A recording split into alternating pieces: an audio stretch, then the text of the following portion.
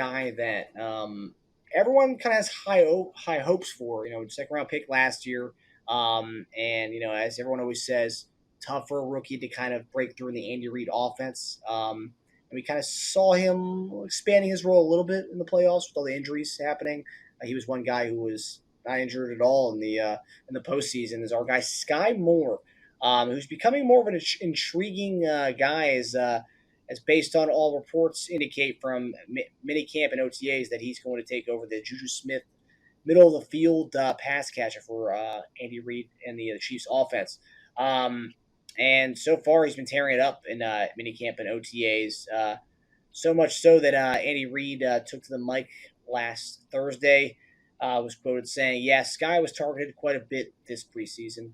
He's one of the highest targeted guys this preseason. He had the most catches or close to the most catches. So I think he's taken a good jump.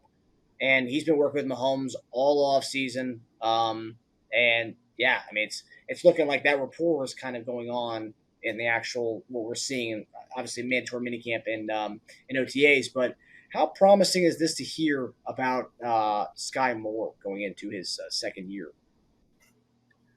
First off, it's very promising for one. Number two, it's not surprising. We put it that way. I think, to be honest with you, this is what we brought Skyy Moore in to be.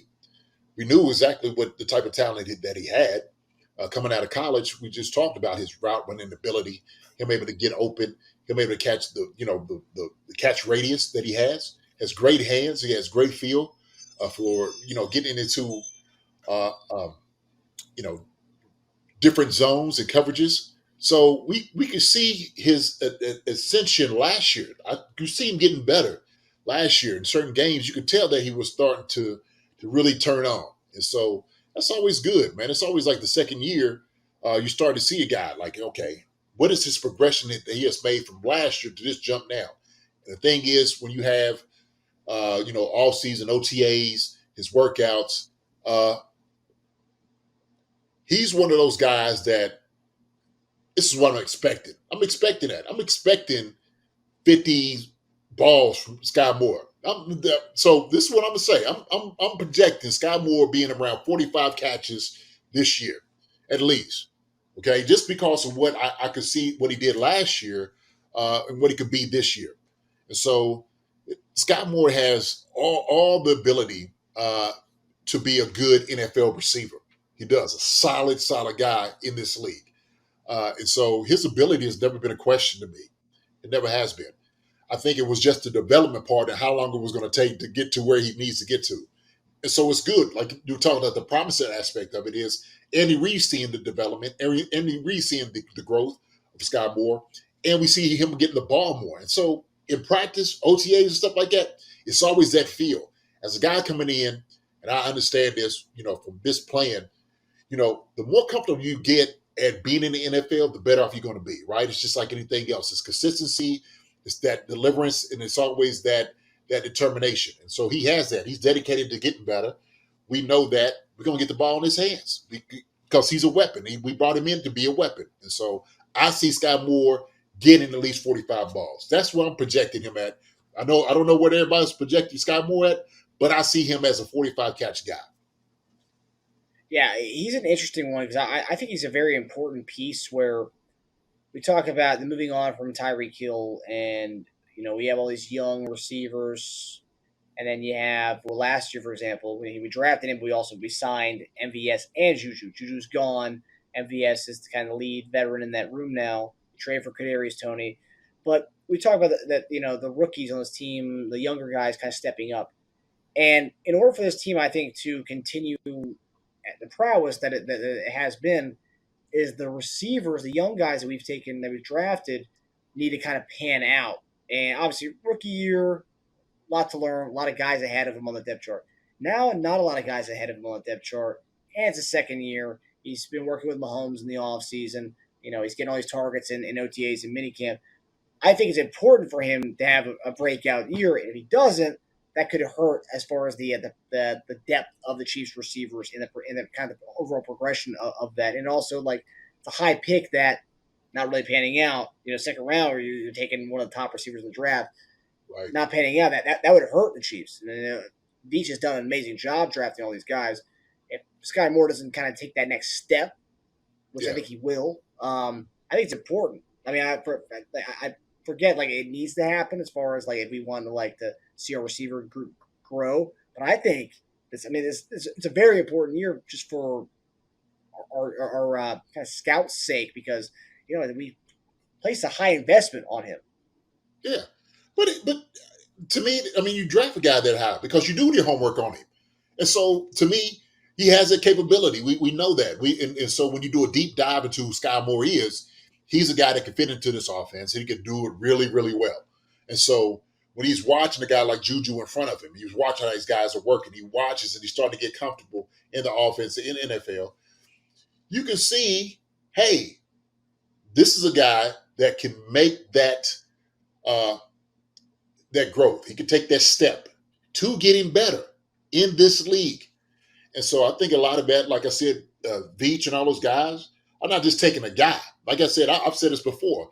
The guys that the Chiefs have in the wide receiver room, they're not just guys. These are dudes. These are real guys. These are real dudes. They ain't chopped liver whatsoever. So Skyy Moore's not chopped liver. He was always one of the top wide receivers coming out in the draft. We know it. I mean, it was rife with wide receiver like catchers and stuff like that. Skyy Moore is one of them. Skyy Moore is one of those guys that you was like, oh my gosh, this guy keeps showing up. He keeps getting open. He keeps burning DBs. He keeps burning safeties. And so we can see that. I think sometimes when you have guys like that come in and get drafted that high, you want him to be that guy right now. Okay? Some guys are that guy, right? If you got guys in front of you and you're not necessarily thinking him to be the starter because we have Juju here as being that guy, then it's going to take time. What do you had 22 receptions last year? That's 22. So that's 22 good catches that we needed. He'll double that. Shoot. I won't be, if he triples it, won't be shocked. I just won't be. So I'm really pushing for Skyy Moore. To me, he's like the quiet storm. He's the guy that everybody is like, hadn't really been talking about. But when you see him working out, you see the things he's been trying to do to get better, you're saying, this guy's going to come. Because he's serious about what he's trying to do. He's serious about making a name for himself in this NFL. And he's seen guys in his previous draft, the draft he came out in, he's seen their names come up. So he wants to be part of that. He knows he has the ability to be those guys and maybe even more. So when you have the greatest quarterback in the NFL getting you the football, shoot, that's even better, right? So get as comfortable and as cushiony as possible with Patrick Mahomes. Take him out, whisper in his ear, whatever you need to do, and just let him know, like, look, y'all chose me to be here to be that guy. So I'm here for all of that, man. Skyy Moore to me he's not a shock. To me, I know he's going to be incredible this year. If him not getting injured, I mean he's been solid as far as with that. So I think he's going to be a good surprise for us.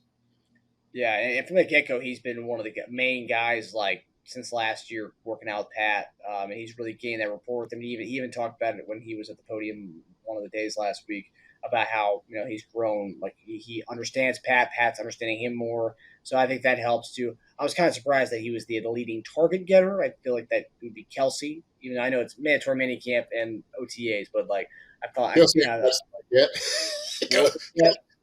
Kelce ain't practicing like that to be the top target getter.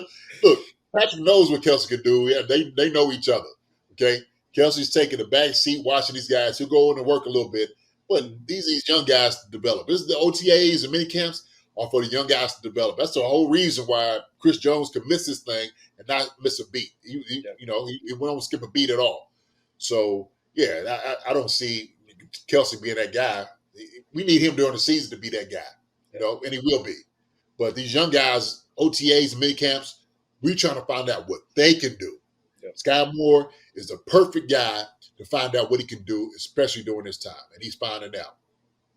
Yeah, no, I agree. Yeah, Kelce's definitely not. If Kelce is getting reps, he's he's milking it a little bit. He's not going to be giving you his 100% juice out there on these mandatory minicamp reps. Listen, if I'm the coach, tight end coach, hey man, get out. get out of the drill.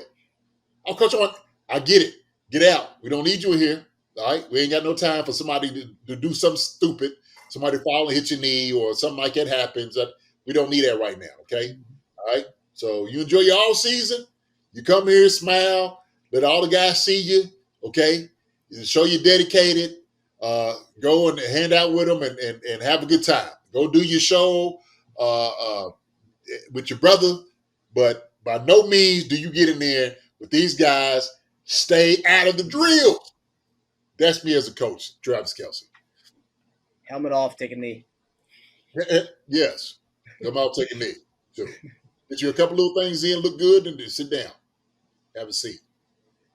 My one thing with the how saying it's important for Skyy Moore this year is like I just look at the Patriots, because by the time Brady was done, they really didn't have that was the one big thing, the weapons aspect, and like they were spending a lot on the defensive side. Obviously, Belichick, defensive guy, but they were spending a lot of the money on the defense, and the problem was they weren't hitting on those draft selections on the offensive side with skilled players. I mean, you can go back to I think like the 05 or 06 draft or 07, maybe 07 or 08. The Chad Jackson, I remember the Florida receiver that the Patriots drafted in the first round, killed it at the combine. I don't know if he lasted in the NFL after 3 years, but it was a lot of guys like that over the time with New England, where they were drafting receivers maybe with rounds 1 through 4, and those guys really weren't hitting. So they signed Moss, they signed Welker. Edelman was a late round flyer, but they were getting the guys that were stepping up for them weren't necessarily guys that were drafting; they were guys that were signing. So that's why I say it's a big thing, because like, if we are going to pay guys like Chris Jones and Mahomes, we need a hit, especially we have been doing that. But on the offensive side of things, because you don't want to get in the position where you have this $500 million quarterback and you don't have the proper weapons around him. And I'm thinking long term, life without Travis Kelce. These younger guys stepping up and doing their thing. And this sophomore year is a big year to kind of show what kind of guy we're going to be getting. So. If he doubles his cash total or triples his cash total, hey, I'm all for it. Well, just kind of talking about New England, I don't know what their evaluation, but they always felt like they were smarter than everybody else. But as far as like solid guys getting in, I'm looking at some of the names that they had during that time. But we said Skyy Moore is a solid guy. We've done the work, and seeing that this guy right here is somebody who is reliable. He's a reliable receiver. Like I said before, runs great routes, but I think New England kind of got to the point where they were just like, look, we can have anybody here. We'll get somebody here. And we got Tom Brady. We're going to be successful. We're going to win Super Bowls. That's how it is. Chiefs, Veach is kind of, I don't know if we're quite there. We try to get the bargain with what we get, right? But it's going to be a full evaluation who these guys are, if they are right fit for the organization, what we do offensively or defensively, and seeing if guys are thirsty, if they're hungry, and they just match up well mentally to what we do. So Skyy Moore fits the bill, man, for me and the Chiefs. I agree. And so far, he's looking the part as far as putting in the work with Patrick and all the extracurriculars he's doing with Pat. Hey, man, PM15 happy. That's all that matters. You get the ball to him, that's a great thing. Yep. That's all you can ask for. Right. That's it. Hi, everybody. Thanks for watching. Subscribe here to get the latest from the show. Also, be sure to check out the best clips from Chief Concerns. And if you prefer to listen to the show, subscribe and follow us on Apple Podcasts, Spotify, and anywhere else you get your podcasts.